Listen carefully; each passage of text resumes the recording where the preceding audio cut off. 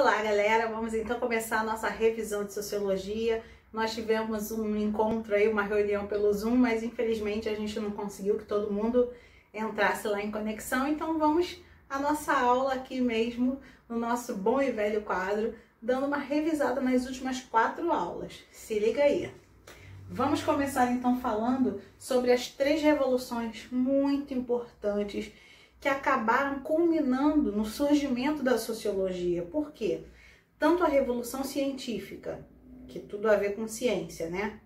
Como a Revolução Industrial, que movimentou as cidades, e a Revolução Francesa, que foi uma luta por igualdade, liberdade, fraternidade, elas culminaram numa transformação social, numa mudança da sociedade, através dos tempos e através das descobertas que foram sendo feitas, através da evolução da história e das descobertas, né, da ciência. Então, tudo isso levou a novos pensamentos. Os sociólogos começaram a ver a sociedade de uma outra maneira, entender essa sociedade, tentar pesquisar mais de acordo com aquilo que eles liam, acreditavam, estudavam, e um desses caras foi Comte. Nós temos aqui, perto das revoluções, escrito física social. Por quê? Porque até 1836, Comte chamou a sociologia de física social, mas acabou sendo mal interpretado. Por quê? Porque achavam que a matéria dele tinha alguma coisa a ver com matemática, ou só com uma análise quantitativa. Então, ele desistiu desse nome e passou a chamar sociologia, que nós sabemos que tem um significado, né? Qual o significado? Sociologia, o estudo científico das sociedades. Bom, partindo mais diretamente agora para o que é ser científico. Bom, a visão da ciência é a visão imanentista. O que é isso? É uma visão que diz que você só pode analisar, que você só pode estudar aquilo que é real, aquilo que é concreto. Ou seja, a ciência não vai se ocupar daquilo que é imaginário, daquilo que é fantasioso. Não, a ciência vai se ocupar daquilo que realmente pode parar, observar, analisar e experimentar. Entendido? Essa é a visão imanentista. Aqui nós temos 2 perspectivas da ciência. Dentro dessa visão imanentista, a ciência entende que existe uma perspectiva relativista. Por quê? Relativista significa que nunca o ser humano vai ter a totalidade, vai ter o conhecimento absoluto. Por quê? Porque o ser humano é falho, incompleto. Então nunca vai ter todo o conhecimento. E também a perspectiva analítica. Por quê? Porque a ciência só pode fazer análises. Análises a partir daquilo que vê, análise a partir daquilo que pode ser sentido, análise a partir daquilo que você pode experimentar. Tem tudo a ver com a visão imanentista, né? Bom, aqui nós temos também a palavra círculo virtuoso. Coloquei para vocês em uma das aulas um círculo que mostra como é o processo que o cientista utiliza para fazer ciência. Ciência não é feita assim do nada. Primeiramente, o cientista observa um fato. Vamos colocar aqui, por exemplo, uma doença. Observando as características daquela doença, o cientista ele pode começar a formular hipóteses sobre como aquela doença surgiu, de onde vem, se é um vírus, se é uma bactéria. E a partir dessa hipótese, ele passa por uma pesquisa. Ele passa a observar entre outros pares, outros cientistas que também já estudaram alguma coisa dentro daquela linha. E ali ele vai partir para a teoria. Quando ele chega nessa teoria, é porque ele já tem ali um estudo pronto, uma coisa mais elaborada. Mas ele tem que partir para a última fase, que é a comprovação. Como é que ele faz isso? Vai para o laboratório, vai analisar, vai pesquisar se realmente aquilo que ele imaginou sobre aquela doença é verdadeiro, é real ou não. Se aquilo que ele imaginou não for real, ele volta lá para o início, para a observação do fato. E aí vai ter que criar uma nova hipótese com uma nova teoria e tentar chegar a uma comprovação. Entenderam? Então, isso faz parte do círculo virtuoso, que para Comte tinha tudo a ver com a sociologia, com o estudo da sociedade. Por quê? Ele achava que a sociedade tinha que ser estudada da mesma maneira. Ou seja, observação, criação de hipóteses, análise dos problemas sociais. Assim como é estudado das outras ciências, você também pode estudar usando esses mesmos quesitos para a sociedade, para o estudo da sociologia. Então, ele só acreditava nessa sociologia, que levava a sério cada uma das etapas do método científico. Aqui nós temos também alguns elementos que ele propõe nesse estudo da sociedade. E dentro desses elementos aqui, nós temos que explicar por que ele criou tudo isso. Por exemplo, o relativismo, que nós já falamos um pouco aqui quando nós falamos da perspectiva relativista. Ele acha que no estudo das ciências, principalmente da ciência dele, que era a área da sociologia, nós temos que levar em conta o relativismo, né? O ser humano nunca vai ter a totalidade das informações, por isso pode falhar. Também o holismo, como deve ser vista a sociedade, não a partir de alguns elementos isolados, mas a partir do todo. A sociedade, ela é complexa, ela é muito mais do que alguns elementos. A sociedade não pode ser vista, por exemplo, por um indivíduo isolado, né? Nós temos que fazer um estudo a partir daquilo que envolve todos os aspectos daquela sociedade e não apenas de um ponto. Historicidade. Para Comte, isso era muito importante, porque a historicidade leva em conta não só aquele momento histórico que o sociólogo está vivendo, está olhando ou está estudando, mas tem que levar em conta toda a história da humanidade para que você entenda aquilo que se passa dentro de uma sociedade. Por exemplo, você não pode estudar o Brasil sem entender que um dia o Brasil passou por um movimento de escravidão, sem entender que o Brasil foi colonizado por europeus.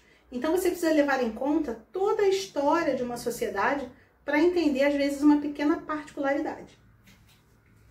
Aqui nós temos também as leis sociológicas. Comte parecia que tinha algum problema com lei, porque ele adorava criar uma lei. Então ele criou aqui 4 leis para basear a sociologia. A primeira era a lei dos 3 estados. O que é isso? Ele dizia que a humanidade passou, especialmente a ciência, por 3 estágios ao longo do tempo. Primeiramente, a ciência ela levava em conta só o teológico, ou seja, todas as respostas científicas se baseavam na fé, na religião, em Deus ou deuses, naquilo que era sobrenatural.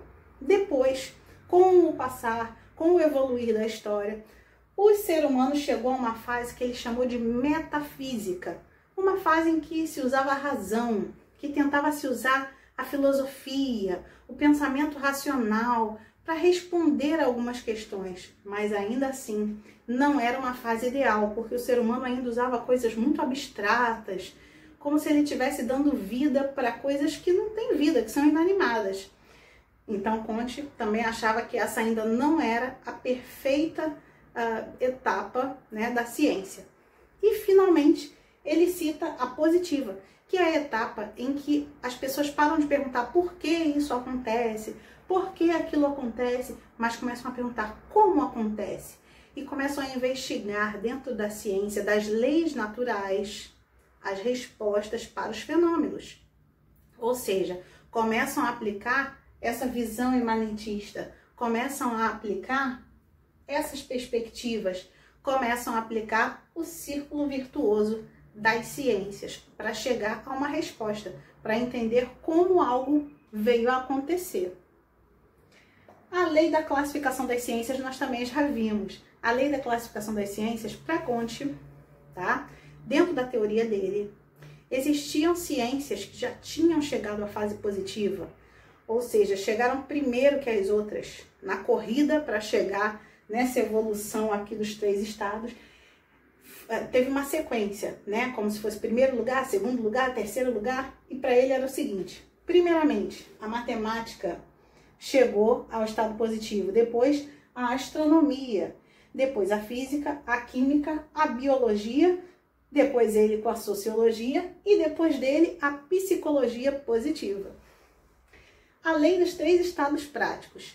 Ele considerava também, dentro dessa lei, que existiam 3 formas que o ser humano vem se comportando, que os estados vieram se comportando até chegar a uma evolução. Ele dizia que, por exemplo, Lá na era antiga, na era medieval, os homens lutavam por conquista de territórios. Então haviam várias guerras, para quê? Para tentar conquistar novos territórios. Depois o ser humano evoluiu e passou a parar de querer conquistar territórios, passou apenas a lutar para a defesa dos seus territórios. E por fim, com o tempo passando, com a história evoluindo, o ser humano chegou a essa última fase, que é a fase pacifista, ou seja, uma fase onde as nações todas se respeitam, tem diálogo. Então ele acreditava que o ser humano, todas as nações do mundo passariam por essas etapas, dentro do processo de positivismo que ele criou. A lei dos 3 estados afetivos. Ele também dizia que o ser humano ele vai evoluindo com o tempo com esse sentimento, né, de afeto. Primeiramente, o ser humano somente amava a família, respeitava e defendia os interesses da sua família, lá na era primitiva, né? Depois o ser humano foi criando a ideia de pátria, de nação, não é? Da sua cidade, posteriormente do seu país. E aí as pessoas começaram a querer defender os direitos daqueles que conviviam mais perto, daqueles que estavam ali dentro de um contexto territorial, né? Todo mundo junto ali unido, minha pátria, minha nação. Mas ele acreditava que o último estágio era o ser humano começar a entender que deveria ter afeto não só pela família, não só pela sua pátria, mas pela humanidade. Ou seja, chegaria a um ponto em que a humanidade evoluiria tanto que todos iriam se amar, se respeitar, se entender como seres humanos. Ou seja, essa relação de afeto iria somente se ampliar quanto mais as sociedades fossem industrializadas, avançadas e modernas. Beleza? Vamos continuar então do lado de cá. Bom, 2 coisas que Comte criou foram a estática social e a dinâmica social, para explicar como as coisas evoluem na sociedade e outras permanecem, não é? Por exemplo, 5 coisas permanecem em toda a sociedade. Qualquer sociedade que você for vai ter esses 5 elementos. Por isso que é estática. Estática é parado. Estátua. Estática social. Religião. Linguagem. Governo. Família e propriedade. Esses 5 elementos, desde os primórdios, existem em toda a sociedade. Mas eles mudam? Sim. Claro que mudam, né? Como é que eles mudam? Aí é que entra a dinâmica social. A dinâmica social vem para dizer que esses elementos eles vão mudar através do tempo, conforme o tempo vai passando, a religião, o conceito de família, né, os tipos de governo, de propriedade, vão modificando. Eles continuam existindo, mas eles vão se transformando, vão se modernizando, vão se modificando através do decorrer da história, da evolução dos tempos. E também através das leis sociológicas. Quais? Vamos relembrar. Essas leis aqui, de acordo com Comte, são aquelas que permitem, que ajudam, né, a gente a entender a evolução da humanidade, a evolução das sociedades. Por isso que para ele essas 4 leis eram importantes, porque ele sempre começa de um ponto até chegar no mais evoluído, tá bom? Sempre no estudo das ciências, na classificação das ciências, nos estados práticos, nos estados afetivos, ele sempre acredita que a humanidade vai evoluir e chegar a um ponto máximo, onde ela vai alcançar uma perfeição, não é? E é por isso que ele defende que existe essa dinâmica social. O que é dinâmica? Aquilo que tem movimento, aquilo que gira, aquilo que tem, né, uma velocidade, que não fica parado. Então ele dizia que a dinâmica social é que move a estática social. Ele foi chamado de organicista. Mas será que ele era organicista? Bom, ele sempre usava como exemplo o organismo. Vamos imaginar um corpo humano. A sociedade para ele podia ser comparada a um corpo humano. Por quê? Se cada um na sociedade faz o seu papel, sucesso total e absoluto. Vamos ter uma sociedade organizada. Vamos ter uma sociedade que vai evoluir, que vai para frente. Agora, se na sociedade não existe uma coesão, se as pessoas não se unem em torno de um único objetivo, não vai adiantar cada um fazer a sua parte, se cada um tiver um objetivo diferente. Por isso que ele falava na divisão do trabalho e na convergência dos esforços, ou seja, cada um fazendo o seu trabalho, mas todos com os esforços convergindo para um único ponto, para um único objetivo. Então, nesse sentido, ele comparava, mas ao mesmo tempo ele dizia, esse exemplo do corpo humano, do organismo, não é um bom exemplo. Pode até confundir a cabeça das pessoas. Então, eu não sou organicista, não. Ele mesmo negava.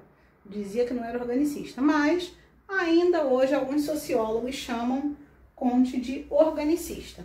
Beleza?